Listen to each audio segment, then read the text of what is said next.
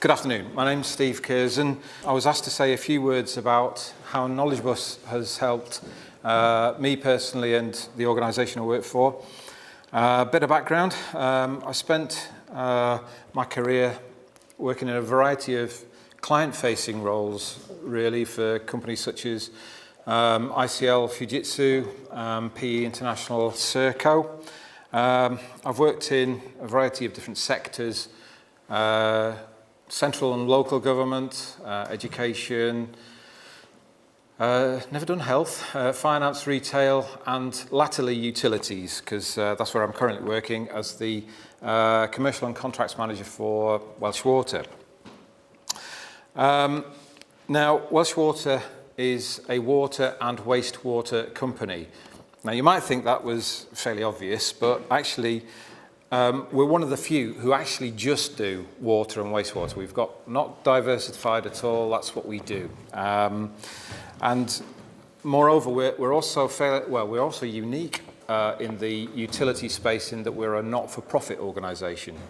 All of the profits that we earn gets ploughed back straight into the business, and it's used to keep the water bills as low as possible for the people of Wales. Welsh Water came into being in 2000 and was in the main a contract management organisation at that time. All of its functions were outsourced, so pretty much all the water operations, all of the support functions, everything was outsourced, and that includes all ICT. We've got three ITC outsourcing partners at the moment. We're just at this point in time re-procuring all of those outsourcing provisions, and we've started for the first time to take some of the services in-house. Now, I joined about 3 years ago, and I was absolutely appalled, really, in that we didn't have any provision to go to market and procure ICT product. So hardware and software were procured via one of our outsourcing partners, for which they charge us a good old premium around. And in previous jobs that I'd done, I'd become a bit of a specialist in terms of government framework contracts, such as GCAT, SCAT, Catalyst, SITHs. Anybody use those kind of things here? Yeah? Well, for the people who haven't used them, the procurement frameworks set up initially by the CCTA, if anybody remembers that organisation, latterly taken over by the Office of Government Commerce Buying Solutions, for qualifying public authorities to use to actually go to market quickly and get some good discounts. They're obviously a good idea because you're going to be compliant in the way that you procure. You're not going to be out of step with EU procurement rules. And also, because of aggregated demand across a number of different organisations, all using the same frameworks, you're going to be able to lever some really keen pricing. And my initial thought was that Welsh Water could use SITHs to use and procure IT product through, but I was mistaken. Because although Welsh Water are governed by the Public Authorities Act, we're a limited company. And so therefore we were ineligible to use the frameworks.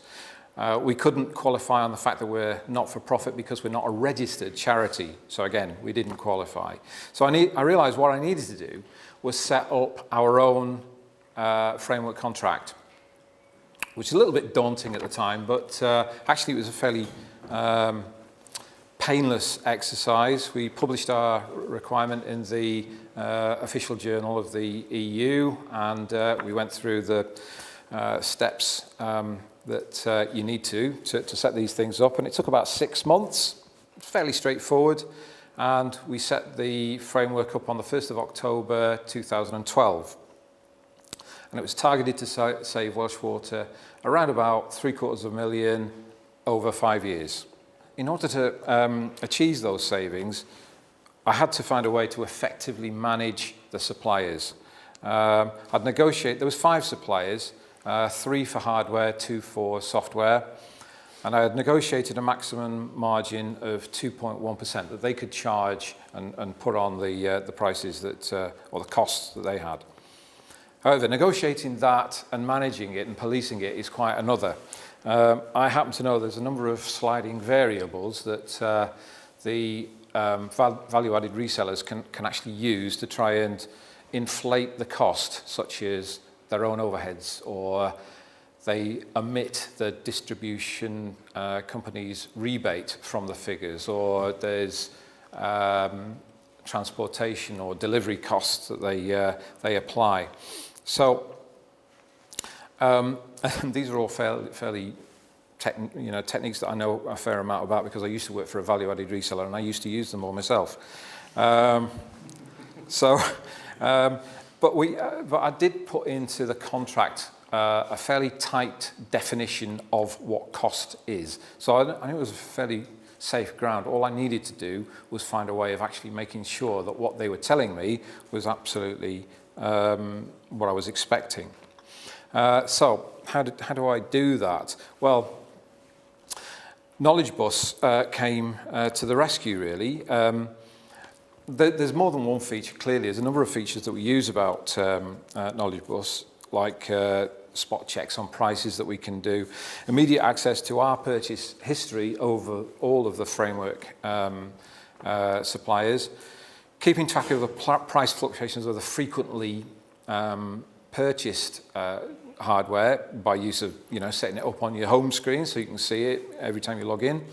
Automated requests for quotes and things like that, so that you're always quoting the OEM number, so you know that what you've been quoted against is exactly what you want, and all of the quotes go out simultaneously. So it's really useful. But the one feature that has been most useful for us, if I'm going to be honest, is the ability to accurately analyze supplier performance.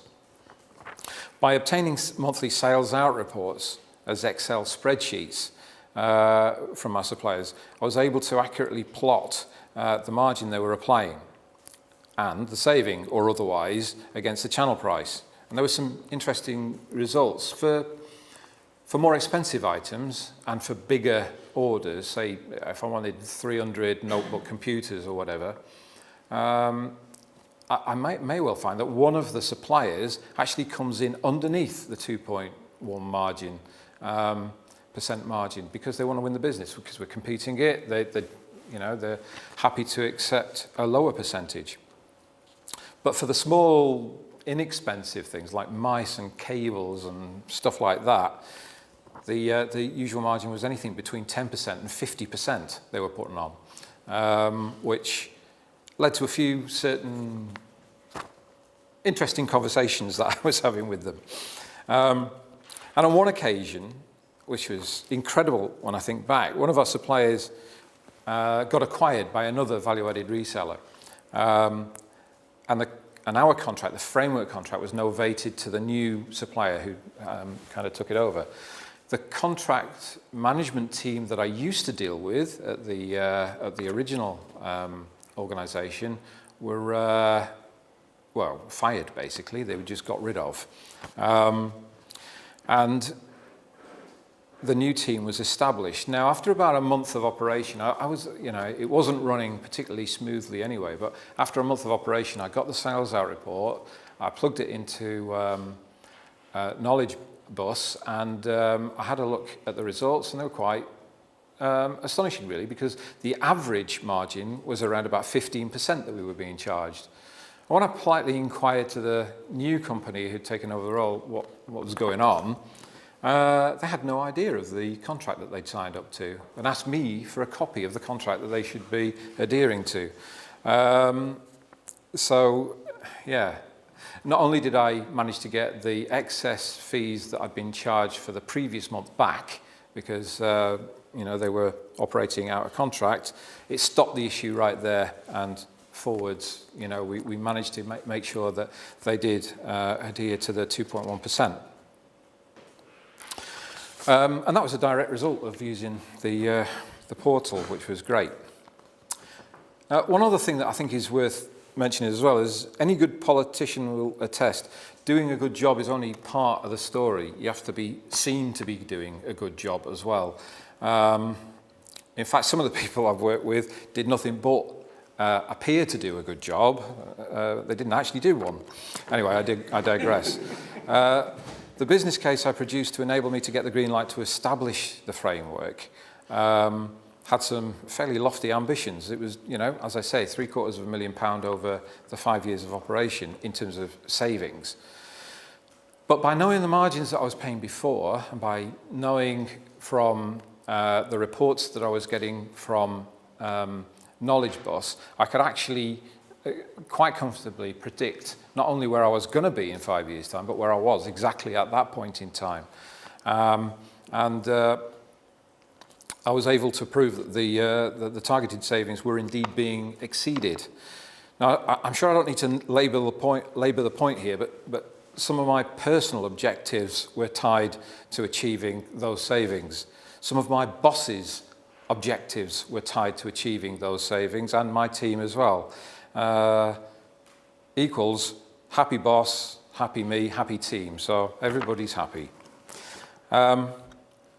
We're currently in the middle of a major desktop refresh project. It's about a £9 million project. This project has been a nightmare in all sorts of different ways. And actually, the reason why we had to do the desktop refresh project when we did was because XP is going out of support as from the end of, well, Monday, isn't it? Today, I think.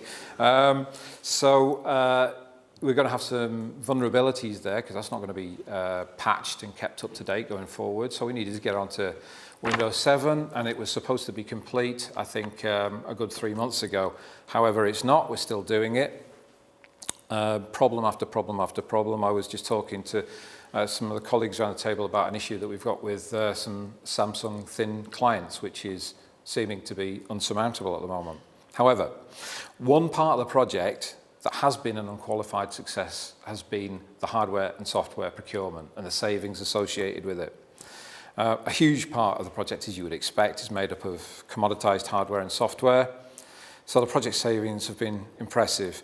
But it was the control and intelligence that we were able to exert, which I believe is key to the success of that side of the project.